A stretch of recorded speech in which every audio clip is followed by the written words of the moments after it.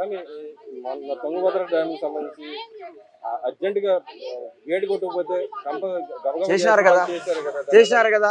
దానికి కూడా మా ముఖ్యమంత్రి గారు చంద్రబాబు గారు సహకారం లేదా? ఈయన ఈయన ఈయన కాదా సజెషన్ ఇచ్చింది, ఈయన కాదా దాన్ని నిలబెట్టే మార్గం చేసింది. ఇది తెలియదు. ఇట్లా అడిగాను బ్రా ఈయన చేసిన అంటే కమ్మోడని, వాడు పెట్టి గేటు పెట్టేటోడు కమ్మోడు అనేది, వాడు ఎవడో నాయుడు అనేది, వీళ్ళంతా కమ్మోళ్ళు ఒకటేనారనేది. ఏం కులంపించండి. ప్రజలు దహార్దిస్తానికి కదా పని చేసింది, నీళ్లు ఇవ్వడానికి, రాయలసీమ నీళ్లు ఇవ్వడానికి కదా చేసిన పని. కానీ ఇక్కడ కులం వస్తుందంటారా? ఖచ్చితంగా కులమే సార్. మనం చూసేది ఒకటి శవం, రెండు కులం, మూడు ధనం. శవం, కులం, ధనం. మన ఎజెండా ఇది. శవము, కులము, ధనం. అంటే మాకు అయితే అయ్యే కనిపించినాయి. మాకు ఆయన పాలనలో శవము, ధనము, కులం. ఈ పొద్దుడికి శవాలే కనబడతాయి 36. ఆ 36 చూపించే మేము చూస్తాం.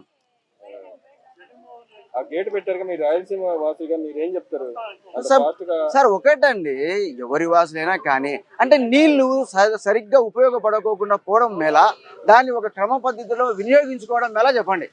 గేటు పెట్టినాక అంటున్నారు, గేట్ పెట్టాలా కదా, పోయినది అట్లే వదిలేస్తామా? అన్ని లక్షల కోట్ల రూపాయల ప్రాజెక్టు ఈ పొద్దు కట్టాలంటే సాధ్యమా? సరే, నీరు వృధా పోతే ఎవరికైనా ఉపయోగమా చెప్పండి? దాన్ని వచ్చిన రేషియోలో వాళ్ళ పవర్ ప్రాజెక్టుకు ఉపయోగానికి పోను, మిగిలినవి మనకైతే దిగువన ఉన్నామో మన ఆంధ్రాకి కావచ్చు, అటు తెలంగాణకు కావచ్చు, దామాషా ప్రకారం నీళ్ళు వచ్చి చాలు. మిగతాటి ఎందుకండి? మిగతాటి నీళ్ళు ఉండడం వల్ల మనకే మేలు కదా. దాహార్తికో అవసరాన్ని ఏదైనా తిప్పుకొని కొన్ని దగ్గర ఉన్న కెనాల్స్కి వదులుకోవడానికి ఉపయోగం కదా. అన్నీ పోతే ఎవరికి ఉపయోగం చెప్పండి? ఎందుకు గేట్లు పెట్టేది? ఇట్లా పోనీకేనా? కాదు కదా. గతంలో ఏదైతే పోలవరం ప్రాజెక్టు సంబంధించిన అంశంలో అంబటి రాంబాబు గారు పవర్ పాయింట్ ప్రజెంటేషన్ ఇచ్చాడు. అంతకుముందు ఏం జరగలేదు, ఈ వదిలేసిపోయాడు కాబట్టి ఈ డ్యామ్ ఎట్లా కొట్టుకుపోయిందని చెప్పి కాపర్ డ్యామ్ గురించి మాట్లాడాడు. కాపర్ డ్యామ్ అనబడేది ఆయనకు తెలుసా? టీఎంసీకి క్యూసెక్కు ఉండబడిన తేడా తెలుసా? దాని నిల్వ సామర్థ్యం ఎంతో తెలుసా? ఏ ప్రాతిపదిక పైన ప్రాజెక్టు నిర్మించాల్సి వచ్చిందో తెలుసా? ఎంత కష్టం ఓర్చిందంటే ఆ ప్రాజెక్టు నిర్మాణం జరిగిందో తెలుసా? 5 ఏళ్ల కాలంలో 73% సాధ్యమా? కోట్ల రూపాయల అవినీతి జరిగిందన్నారు పోలవరం మీద. సాక్షాత్తు పార్లమెంటు భవన్లో గతంలో మోడీ గారు ప్రధానిగా ఉన్నప్పుడు, ఇప్పుడైనా కావచ్చు, ₹1 పోలవరం ప్రాజెక్టులో అవినీతి జరగలేదు అని పార్లమెంటు సాక్షిగా గత జలశక్తి మంత్రి చెప్పలేదా? ఆయనకి వినరాలేదా? సరే, ఆ పొద్దు అవినీతి జరిగింది. నీ 5 ఏళ్లలో నువ్వు బయటికి దిగకూడదు. అవినీతి ఎందుకు తెలియను? అవినీతి జరిగింటే అసలు చంద్రబాబు నాయుడు గారు ముంపు మండలాలు విలీనం అయ్యేంత వరకు ఆంధ్రప్రదేశ్లో తను ప్రమాణ స్వీకారమే చేయలే. అది తెల్ల ఆయనకు. ఎందుకు అంత హార్డ్గా పోయినాడు? ఈ ప్రాజెక్టు రాబోయే రోజుల్లో ఈ రాష్ట్రానికి ఊపిరి లాంటిది, గుండె లాంటిది. అందుకే పోలవరం వరం, పోలవరం వరం, అమరావతి అమరం. మాకు రెండూ కావాలండి. ఈ రాష్ట్రము అడ్డగోలుగా విభజన జరిగింది.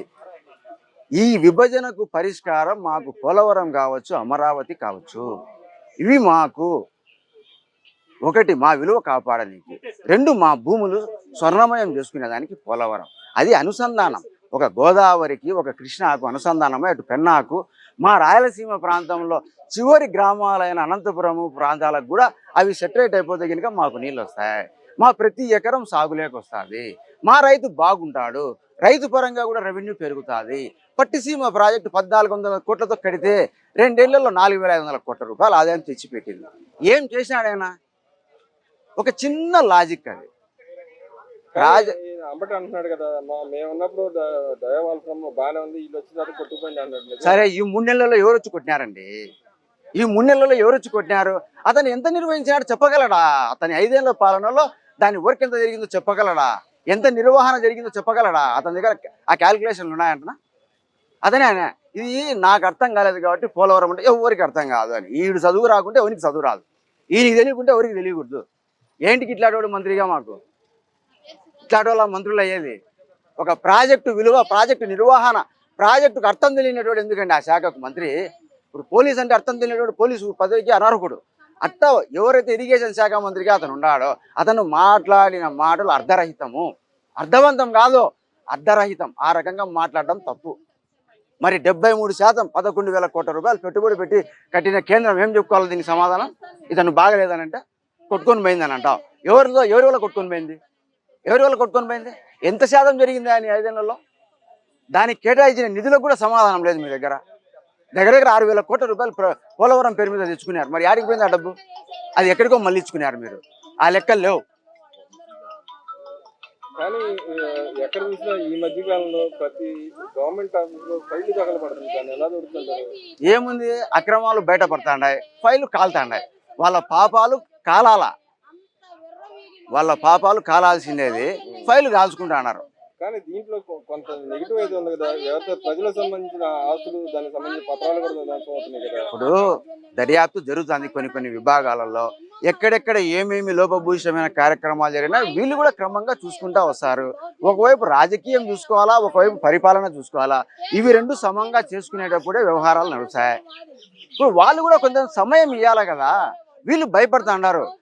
మా లోకేష్ గారు ఎప్పుడైతే కనుక రెడ్ బుక్ లో కొందరు అధికారుల పేర్లు నమోదైనాయో, ప్రజలకు వ్యతిరేకంగా నడుచుకునేటోళ్ళకి అని అన్నారో, ఈ తరహా ఎన్ని కూడా బయటపడతాయి. లేకపోతే ఏంటికి ఫైలు కాలుతాయి? ఇన్ని రోజులు లేనిది. ప్రతి వ్యవస్థలో కూడా తన వర్గము, తన మనుషులు, తన కోటరి పెట్టుకున్నాడు. ఇష్టానుసారంగా ఈ పొద్దుడికి కూడా చెల్లుబాటు కావాలని చెప్పి చూస్తున్నారు. చేసిన తప్పులు దాచిపెట్టుకోనికి ఏవేవో ఇటువంటి కుట్రలు కుయుక్తులు పన్నుతున్నారు. ఇది హర్షించారు ప్రజలు. దీనివల్ల మరింత నష్టం. దీనివల్ల ఆ పార్టీకి కావచ్చు, ఆ పార్టీ నాయకులకు కావచ్చు మరింత నష్టం. ప్రజలు అవివేకంగా లేరు. ప్రజలు అవివేకంగా లేరు అనబడే దానికి ఎన్ని సీట్లు వచ్చినాయో ఒకసారి చూస్తాం, ఎన్ని ఓట్లు వచ్చినాయో ఒకసారి చూస్తాం. అలాగే చూసుకుంటే జగన్మోహన్ రెడ్డి గారి ఇంటి ఖర్చులు ఒక్కోటి బయటకు వస్తున్నాయి. ఎరికలు పడడానికి ఇది పఫ్ఫులు 3.5 కోటి, 4 కోట్ల పఫ్ఫులు అంట. ఆ ఎలకలు పడేదానికి 1.5 కోటి. గతంలో ఆయన టాయిలెట్, ఆయన ముఖ్యమంత్రి అయిన టైంలో టాయిలెట్కి 8.5 కోటి. దగ్గర దగ్గర ఆయన తాడేపల్లి ఇంటి ఖర్చు ఎంత అయిందో నిర్మాణానికి, అంత ఖర్చు పఫ్ఫులలో ఆ ఎలకలు పట్టిన దాంట్లో దీనిలో వచ్చింది. ఆ ఇండ్లు ఫ్రీ, ఆయన బంగ్లా, మా సహకారి బంగ్లా ఫ్రీ. ఫ్రీనే కదా, కాదా? మీరు చెప్పండి. ఒకవేళ దాని నిర్మాణానికి అయితే ఒక 60 కోట్లు 70 కోట్లు ఉంటుంది. ఈ ఖర్చులు పట్టి తీయండి, అన్నీ వచ్చింటాయి. కాఫీలు టీలకు 1,70,00,000, పప్పులు దీనికి 3.5 కోటి, బయట కక్కజోట్లు కట్ట నీకు 8.5 కోటి, ఆయన నివాసం పోయేదానికి 4 వరుసల 6 వరుసల రహదారికి ఒక 20 కోట్లు 30 కోట్లు సరిపోలేం కాడికి. ఆ ఇండ్లు ఫ్రీ. ఇప్పుడు ఏపీ గవర్నమెంట్ గతంలో అంతకుముందు గత చంద్రబాబు టైంలో కొన్ని అవకాశాలు ఉన్నాయని చెప్పి సిబిఐ ఎంట్రీ లేదు. కానీ ఇప్పుడు వచ్చిన తర్వాత సిబిఐ ఎంట్రీ కూడా మళ్ళీ పునఃసమీక్షించారు, ఎంట్రీ ఇచ్చారు. ఇదే సమయంలో జగన్మోహన్ రెడ్డి గారు లండన్ పోవడానికి సిబిఐ కోర్టు కేసు పెట్టుకున్నారు, కోర్టులో అప్లికేషన్ పెట్టుకున్నారు. దాన్ని ఎలా దొరుకుతుంటారు? మీరు ఏమన్నారు? ఇప్పుడు సిబిఐ అన్నారు. సిబిఐ అనేది దేనికి పనిచేస్తుందండి మీరు చెప్పండి, మీకు తెలియదా? అవినీతి అక్రమాలకు సంబంధించిన మళ్ళీ ఇంకా ఆడ ఎవరుండి లండన్ పోయే అవసరం ఎవరికి వచ్చింది? జగన్మోహన్ రెడ్డి గారు. నేను చెప్పలేదు, అది ప్రజలు చెప్తాను సార్. నేనన్నా నా జగన్మోహన్ రెడ్డి అని. అవినీతి అక్రమాలు చేసే వాళ్ళ మీద దర్యాప్తు జరుపుతుంది. దానికి జగన్కు ఏం సంబంధం ఉందో నాకైతే తెలియదండి. అది జగన్కు సిబిఐకి సంబంధించిన అంశం. మీరు ఆ జగన్మోహన్ రెడ్డిని సిబిఐని అడిగితే తెలుస్తుంది దాని ఆన్సర్. నాకైతే తెలుస్తుంది.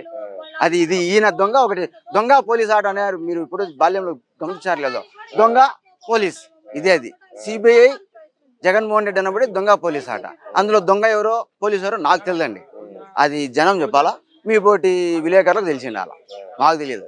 అలాగే చూస్తుంటే రాయలసీమ ఏరియాలో కొన్ని ఏరియాల్లో తిరుపతి, కుప్పం గానీ ఇంకో దగ్గర అక్కడ పార్టీ ఆఫీస్ మూసేసుకొని హోటల్ తెచ్చే పరిస్థితి ఎందుకు వచ్చిందంటారు? వైసీపీ పార్టీ ఏదన్నారు? వైసీపీ పార్టీకి సంబంధించిన ఆఫీసులు మూసేశారు. కుప్పంలో దగ్గర మూసి హోటల్ పెట్టారు. అలాగే ఇంకో దగ్గర కూడా అక్కడ గుంటూరులో మూసుకోలేదా? మీకు తెలీదా? అదే హోటల్. మీరు ఆడికి మా రాయలసీమకి వచ్చినారే, మీ గుంటూరులో ఆఫీస్ ఉందేమో చూసుకోపోండి. ఎందుకని ఆ పార్టీ మూతపడుతున్నాయి? ఆయనకు తెలియాలా? ఏమైనా పార్టీ కూడా మూతపడే పరిస్థితి మాకేం తెలుసు? ఈ పొద్దు ఆఫీస్ వేసుకున్నాడు, రేపు పార్టీ వేసుకుంటాడేమోనండి, మాకెట్ తెలుస్తుంది? ఈ క్వశ్చన్ మీరు ఆయన కదా అని అడగాల. అవన్నీ నిఖార్సైన వైకాపా కార్యకర్తలు చెప్పాల్సినట్టండి.